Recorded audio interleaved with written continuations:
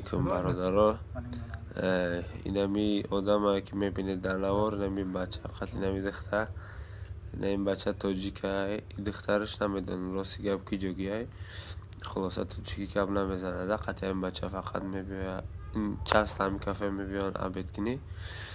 بعد ما همجا کار میکنیم همی کافه ده. این کافه ده 11 تا کامera هست ده و پیش ویدیو فیکساسیون میکنه. بعد این بچه خطی دختر خیلی اوقات زکاس میکنن، یک پیروی کروچی میشینن اوقاتشون هم میبیارن میخرن. امی پرادویس تلفونش سامسونگ گالاکسی 8 پلوس بوده گیده 70,000 هم برادر کردیت گرفته گیه همون تلفونه 128 گیگابایت پامه داره. با خلاصه اینمی بچه اینمی پرادویس های خلاصه بعد وای میکنن کروچی زکاس میکنن. این دختر خطی بچه این بچه کدام دیوسی بدبخت هایده خطی نه عوض بیله دیگری خیلی میشینن اوقات هم میخرن. اکی جا نمیدون چی پلان میکشن مسئولیت کدیستن. خلاصه بعد همجا خیلی شتگی هن که افزادیستن چخ کدیستن نمیدون دواره چی. بعد خلاصه همجا بچه شتگی های ماشینشون در همین پیرونی کافه موندگی های با این بچه خطی هم دختر با فکر مسئولیت میکنن که هم تلفون هم بچه را بگیرنده. بعد این بچه میخیزه و میره و که بوده دختر هم میگه که من فلان جا میرم همی شناسه هم میارم میبیاره با همی کافه را ده. این بچه میبروی بیرونی کافه در هم بیرونی کافه ماشینش مونده یه کافه کمتر پیشتر. خلاصه با این بچه میگیره همی و بیرونی کافه میره و ماشین هم میگیره زدن خود میبیاره پیشی در کافه در میمونه. با ایو یا چاینیک چای دیگه زکاس میکنن ده که تیپا یا مثال با دل شیشتنی هنده همی کافه ده مقصد باید دخته خود شتگه چاینیک چای زکاس میکنن خیلی افیسان میبره چای پیشون. بعد این دخته میره و پیش پردویز ده میگه که کروچی можна телефон 1 минуту позвоню там друзья خیلی باید که هم شناسمون بیان اوقات خیلی موازی وادا زنگ میزنم ایجا زکاس کدن میگیرم ده پاکوای آمده استن. خیلی اورم باور میکنه تلفونش میتیشه ده همی دخته. بعد همین دخته تلفون هم میگیره همجا در مخینت سم میکنه هم درین همو پیش پردویز ده. خلاصه ایسوس میره و یا بیرون نگاه میکنه با طرف منیو نگاه میکنه دروغ خودش با خودش گپ میزنه. بعد ایجاده که با کلینتو میدروینده در این کافه با دو تا کلین میدرویه. اوجه وقتی کلینتو اوجه میدروین دخته میبینه که اوجه بچه ماشینه در بیرون اوجه توری کردن موندگی در پیشی دری همو کافه. بعد خلاصه این همین دختره که شما از دیدیسه این همین دختر تلفون هم میگیره این بچه میگه که از من زنگ بزنم و یا بیانده.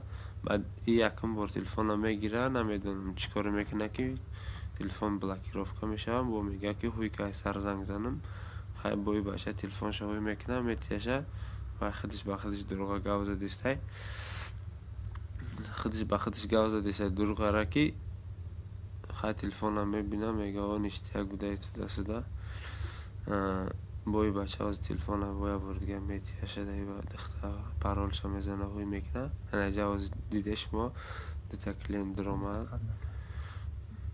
دخته گوزه دیسته از طرفی در میروه یا بار میبینه که مقصد کنی بچه ماشینش آورده مونده.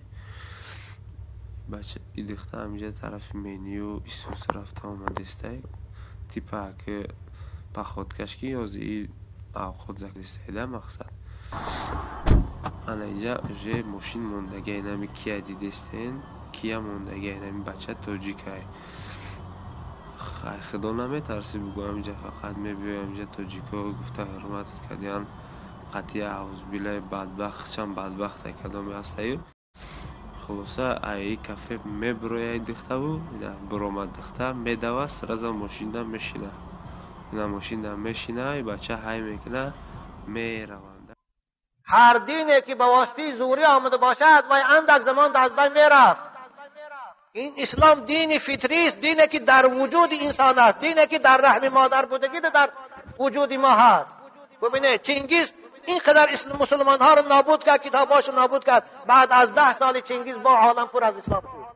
استالین لینین یگان مسلمان نمونده، همه رو کش. با الحمدلله امروز 1.5 میلیارد دنیا مسلمان است. خبر مسلمان هیچگاه دینی مجبوری رو قبول نمیکنه. امروز آزادی است. شما رو کی مجبور کرد مکتب مسجد میبیایید؟ از همه جانب دشمنان حرکت دارن، شما مسجد نمیایید، اما مسجدها روز تا روز پرند. السلام علیکم داملای عزیز. از سبب سخنهای شما اکثر جوانان ما نمازخوان شدند و از کارهای فاحشه دست کشیدند. ما یک گروه جوانان مخلص شما هستیم و در بعض جایها انسانهای هم یافت می شود که عالمها را حقارت میکنند، ما را در غضب میآورند. ما چیکار کنیم؟ جوانای عزیز خواهش میکنم برای خاطر ما شده شما به هیچ کس درشتی نکنید. این دشنام دادن علماها، این غیبت کردن علماها، این سنت الهی است که تمام پیغمبرای الهی از دست دشمنای اسلام روا شنیدن، گپی درست شنیدن، حقارت شنیدن. بنابراین شما به این خفه نشوید. فقط قوالی بعضی خودی اونهاست که فردا در پیشگاه خدا چطور میکنن. بنابراین خواهش من از همه طرفداران مخلصان این است که از برای من پشتیبانی درشتی با کسی نکنید. با دلیل و با حجت تانید گفت صحبت کنید، اما با جنگ و با حقارت پشتیبانی کردن باشه من راضی نیستم از این. زیرا که خدا در قرآن میگه اعوذ بالله من الشیطان الرجیم ولا يحزنك قولهم ان العزة لله جمیعا هو السمیع العلیم. پیغمبر و ای بنده داعی در هر عصر و زمان از سخن دشمنای اسلام و دشمنای خدا غمگین نشو. عزت از جانب خدا هست و او خود شنیدی استاد از اونها چی میگویند و دیدی استاد از روز جزاشان میتیند. برای من خواهش من همین است شما جوانای خوب. السلام علیکم داملای عزیز. من چندین انسانها را با پرسنت پول میدادم. وقتی که کسیتی شما را گوش کردم دیگر پرسنتی را بس کردم و پولهایم را همش را گرفتم. وقتی که گناهش را فهمیدم که چی گناهی سخت بوده است، من بگویم خداوند چنین خداوند گناهی من را میبخشیده باشد یا نه. الحمدلله من حاضر نماز خوانم شدم. در حق من دعا کنید انشاءالله. جوان خوب برادر اسلامی، البته پروردگار گناهیت رو میبخشد. وقتی که با شنیدنی خب حرام بودن او از این کار خود نگاه داشتی، پروردگار انشاءالله گناهیت رو میبخشد. التائب من الذنب کمن لا ذنب له. شخصی که از گناه توبه میکند مثل نو از مادر تولد شده است. انشاءالله تو از مادر نو تولد شدی. قرآن میگه نبئ عبادی انی انا الغفور الرحیم. بندگان من گو اگر بازگشتی به سوی من کنند، از گناهاشان توبه کنند، من گناه اونها رو میگذرم. خدا خواهد شما برای او کردارهایی که از روی نادانی کرده بوده مؤاخذه نمیشوی اگر در این توبه خود استوار بمانه. السلام علیکم داملای عزیز. در ماه سفر کردن یا توی کردن یا در خانه نو در آمدن درست است یا نه؟ البته درست است برادر عزیز. به سوال من جواب گوید که این ماه سفر در آمده است. اکثر آدم ها به این کار مبتلا هستند. ماه سفر ماه خداوندی است، ماه عبادت است، ماه خرسندی است، ماه کار است، ماه توی است. بنابراین ماه سفر کردن است. هیچ خیل این یگان زیان هم ندارد، یگان خاصیت بدی هم ندارد. عزیزان من، ما موحد هستیم، ما خداشناس هستیم، هر نفع و ضرر از خدا میدانیم. نه از دست سفر چیزی میبیاد، نه از دست ماه سفر.